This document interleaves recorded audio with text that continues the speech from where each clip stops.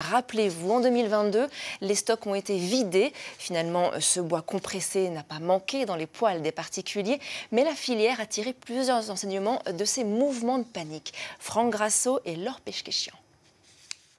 Il y a 2 ans, c'est un geste qui donnait des sueurs froides aux propriétaires de poêles à bois. Tout le monde pensait qu'il n'y aurait jamais assez de granulés. Mais l'inquiétude est passée. D'ailleurs, fallait-il avoir peur? C'est l'avantage d'être une énergie qu'on peut toucher.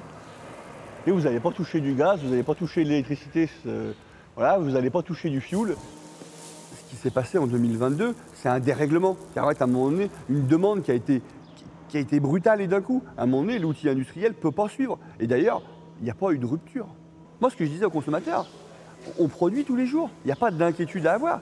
Par contre, à un moment donné, en fait, c'est attention, parce qu'on a aussi des gens qui, du coup, sont mis à stocker pour 3 ans. Eh, mais celui qui stocke pour 3 ans, il pénalise celui qui n'en a pas là tout de suite. Et dès qu'il y a panique, il y a inflation.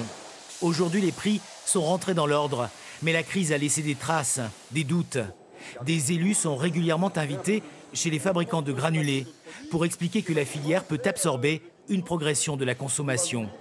Il y a 20 ans, il y avait moins de 5 usines. Aujourd'hui, il y en a plus de 70.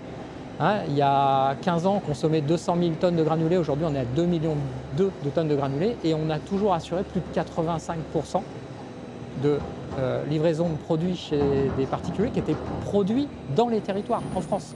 Les producteurs de granulés ont aussi fait face au dénigrement. Certains affirmant que des forêts entières étaient rasées pour faire du bois compressé. Mais le granulé reste un résidu de scierie, de la suure. Quand on fait des planches, pour les habitations bois, on n'en manque pas. L'agriculture peut aussi aider au développement des pellets. Ce qu'on appelle les granulés agro, les agro-pellets, c'est fait de la même manière qu'un granulé de bois, sauf que la matière première, au lieu de la sciure de bois, c'est, on va dire, de la sciure de rafles de maïs, de chute de l'agriculture. Le pellet ou granulé, c'est un déchet qui a donc de l'avenir.